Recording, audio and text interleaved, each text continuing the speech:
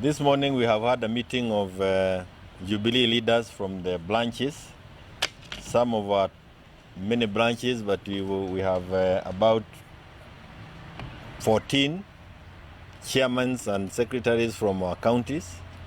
This is the first meeting of a section of the branches. We'll have another one kwa sababu ni wengi sana na tuko wengi, but we want to manage our branches in that format. And the reason why is because we want to make sure that we continue doing grassroots recruitment, making sure that our party infrastructure and structures are in place. We have also agreed that in the coming days we will be out now to open party offices.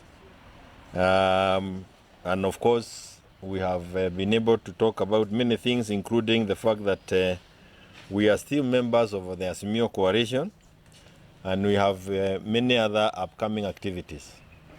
Perhaps if it works as per our program, by the end of the week we should be in Kajiado, hopefully have a party activity and open offices there. We'll be heading to Meru, we'll be heading to Nyeri and many other places. But we'll also have meetings of other branch officials from other regions in the coming days. And that is in keeping with the requirements of the ORPP, because it is important that we maintain offices in the 24 counties. As you are aware, unlike all the other political parties, we dragged behind because of unnecessary court battles, which are now essentially behind us. And that is why we need to do a lot of catching up. Fortunately, and we want to thank those people who registered. They have remained loyal to the party. Last time I did give you the number. The number has continued to grow from the 7.1 million members registered with our party. And I asked you to check with the ORPP and tell us whether there is any other larger party than Jubilee. And we can also confirm to you that it doesn't take a day or two to register members. That is work that has gone into place for a period of more than 10 years. So to grow that kind of a membership register, you need a lot of resources and also a lot of time. But crucially, you need a lot of loyalty from the people whom you go seeking to register as your members. And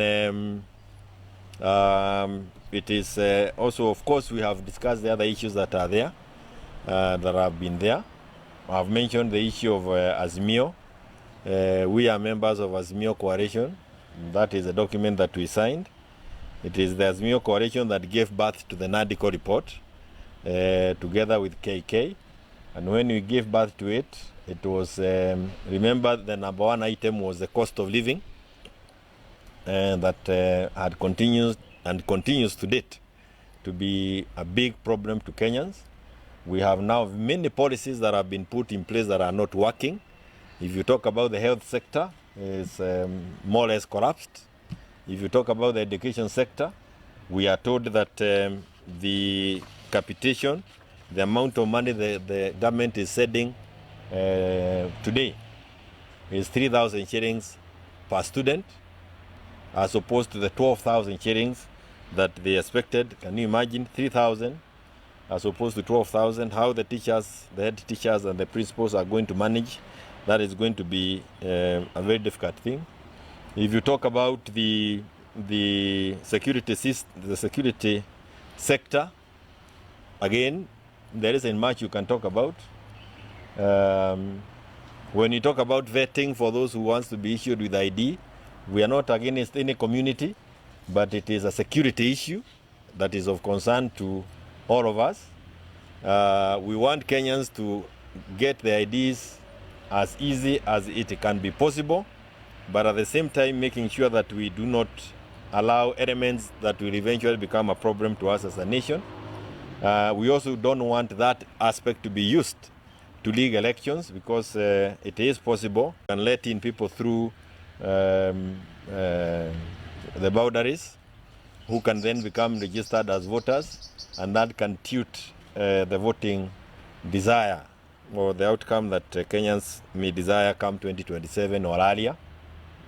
And also remember, if you are talking about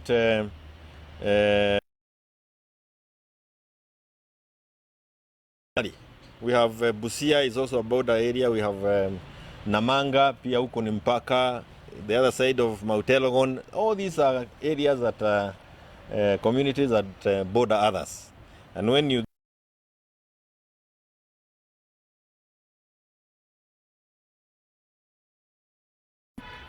I've talked about security, but I think security also goes hand in hand with the foreign policy.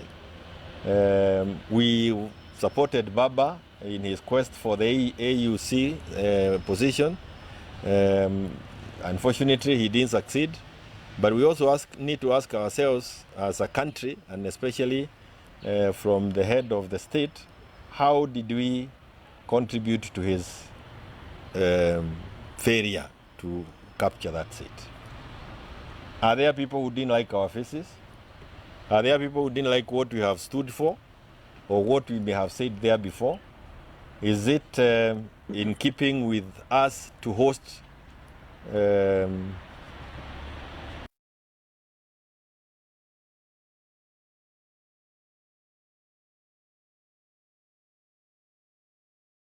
who, you know, for lack of a better word, people who are looking for ways of overthrowing the government in power in the neighboring country? Why would you want to host such a group in our country? However friendly they are to you, what does it tell that the leadership in those countries or even the populace in that country? I think some of those are mishaps that one way or another may have contributed to the failure of Baba reaching the AUC seat. I don't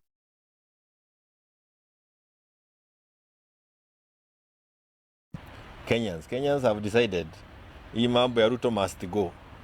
Hata mtoto wa kindergarten ukimuuliza ile wimbo anapenda sana siku hii ni Ruto must go. Kwa hivyo hiyo sasa they are looking at us and wondering whether we are organizing ourselves in a manner that will help them achieve their desire. And these members here have joined others across the country and other leaders of other parties by also saying that they also want to have their own presidential candidate as a party, not to mean that he becomes the eventual presidential candidate, but a presidential candidate within the party who will then join others in coming up with one person who I believe as a coalition or as people in the opposition, we should be able to back. And I see you looking at me like you want me to mention the name. And I don't need to mention the name. You can mention the name. Ni jina gani wamesema? Matiang'i. Wao wenyewe wameamua wanataka Matiang'i as their presidential candidate. Kwa Jubilee, alafu watakutana na wale vigogo wengine ambao wako kule, mwishowe watakubaliana kati ya wao who can help us take the country forward. But it's not a decision to just be made within the boardroom. It's a decision that must involve Kenyans. Kenyans themselves must voice their choice. Whom do they want among all those people? Wenyewe, I know one way or another that will happen. Kwa hivyo, I think the only other thing that we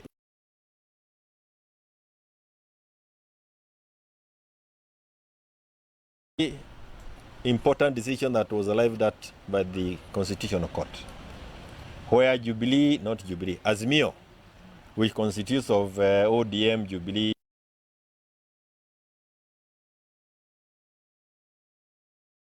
declared the majority party. And I think it is important for ETA to understand it clearly that the court declared the decision that was arrived at by Kenyans on the 9th of August 2022. It's Kenyans who told us we are giving the executive to KK, but the legislative arm we are giving it to Azimio. So Weta has no mandate to start playing with words and trying to declare whom he prefers to be the candidate, to be the majority or the minority. And we believe that in the coming days, now that Baba is back home, he should be able to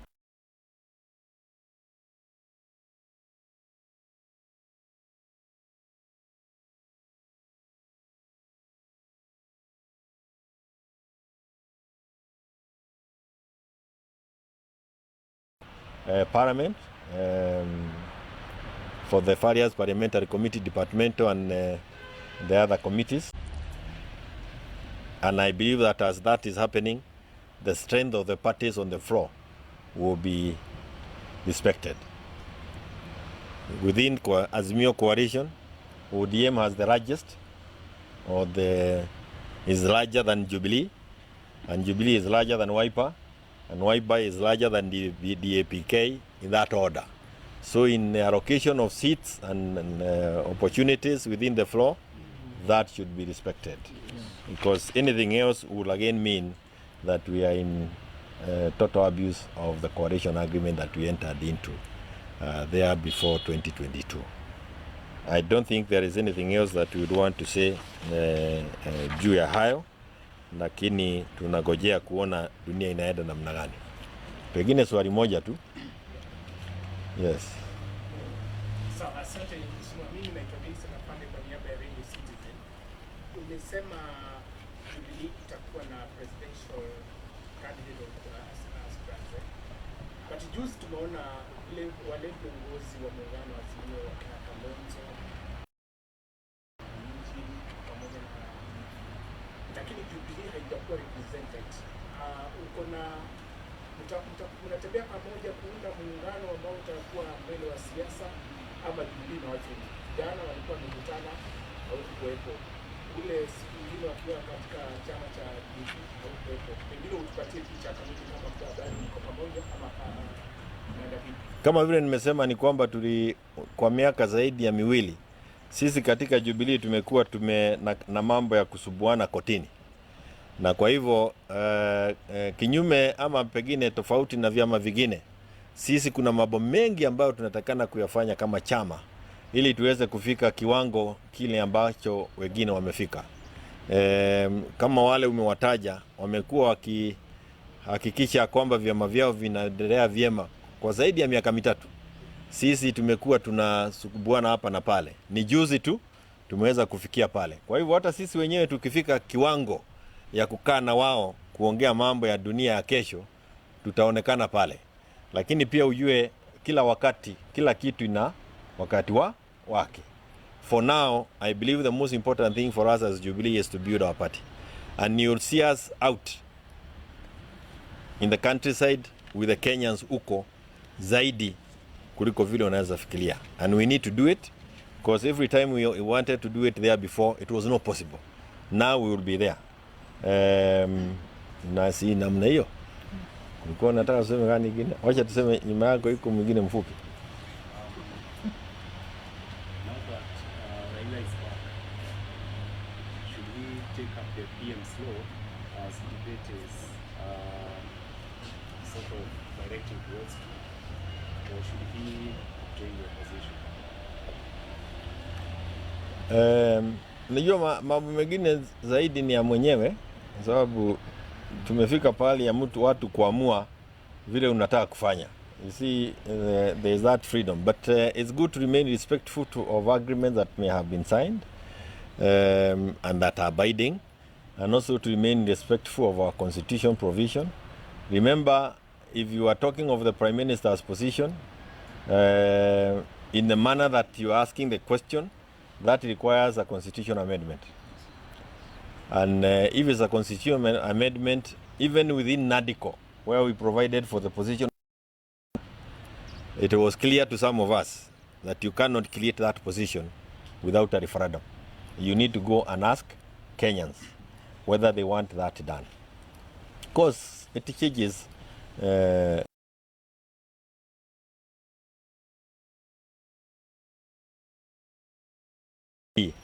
to the provisions of our constitution. But we expect him to also, like I mentioned, call us in Azimio together and tell us what he thinks about, or allow us to discuss what we think about some of those issues, including with the Nandiko is this. Nandiko has been in Parliament for more than a year now, if I'm not wrong. Not more than a year, a couple of months, heading to a year. If there was anything useful they thought was contained in that document, they would have implemented it by now. So this cherry picking is, they may want to use Nandiko report to manage the country now that they are in disarray. So Wakenya, just be aware that hii mambo yote ni kupangwa tu, mambo ya kupanga, tutapanga kupangwa. Na nafikiri Wakenya sasa wamepita hiyo kiwango ya kupangwa. They have decided, come what may, 2027 it is Ruto must go. So ulete Nandiko mapema, ulete baadaye, uniweke prime minister, unitoe. Hii mambo Wakenya wametoa kwa biashara yao. Ni mabadiliko ni lini. And that is why we want to go out as a party, to ensure that we are also ready, so that when that time comes, we are able to sit at that table and make decisions that will help the country. Let's do. Tayari mmetaja kwamba Matiang'i ndiye atakuwa yule ambaye atabeba bendera yenu kama Jubilee, na pia wengi wanahisi kwamba Raila Odinga hata kama atasimama kwa mfano atakuwa kiungo muhimu sana kwenye siasa za mwaka 2027. Labda kama Jubilee, unasemaje kuhusiana na mtazamo huo wa wengi nchini? Ati umesema nini? Naona umenitega pale, endelea rudia sasa. Wengi wanasema kwamba tukielekea uchaguzi mkuu wa mwaka 2027, Raila Odinga hata kama atasimama atakuwa na sauti, kama atakuwa kiungo mkubwa sana kwenye siasa za mwaka 2027. Tayari ninyi kama Jubilee mmesema kama Matiang'i tosha.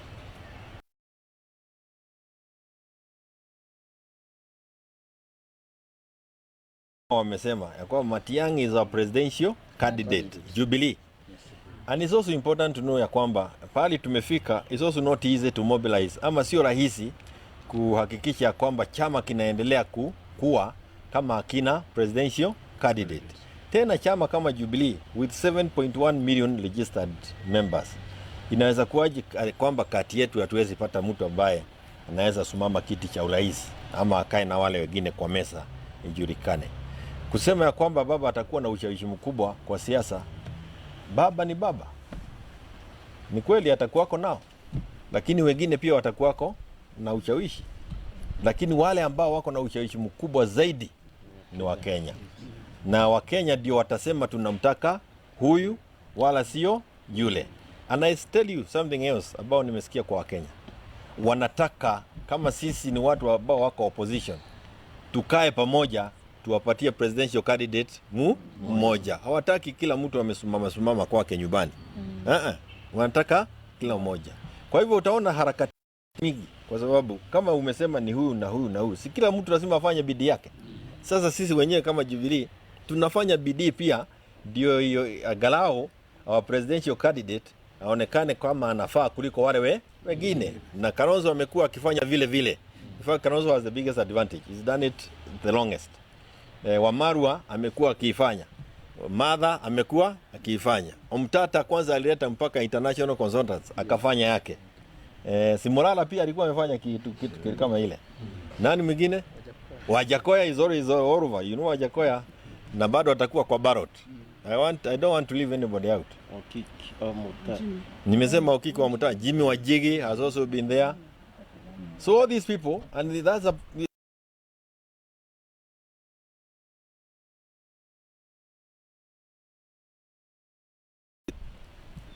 nani mwichoe watakuwa na ushawishi kwake, waseme ni huyu.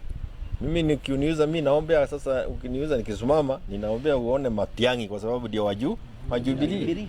Ule mwingine akisimama pale watoto, insurance ya watoto, we will reverse all those things zote, and it will be a 360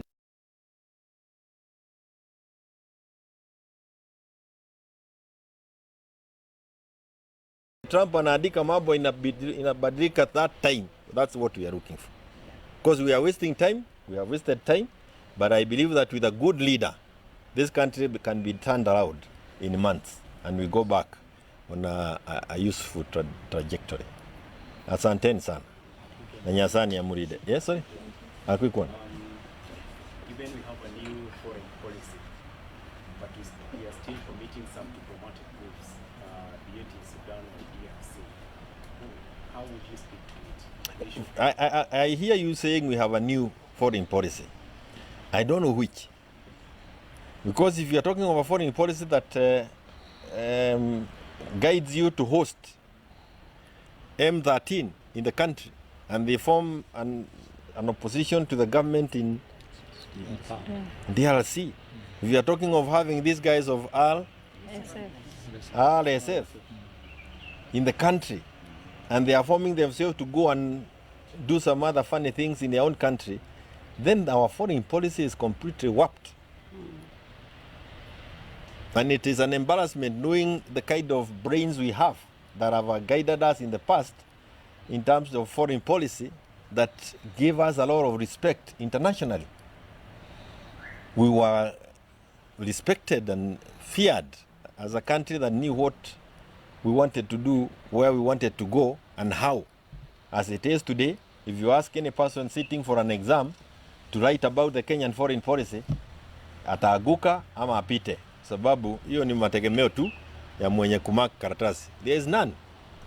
Hata Musalia mwenyewe kimuuliza foreign policy yake ni gani, he doesn't know it.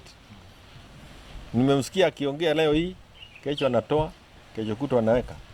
How many times must be anyway, wachana na hiyo maneno. Acha wale tugojee 2027.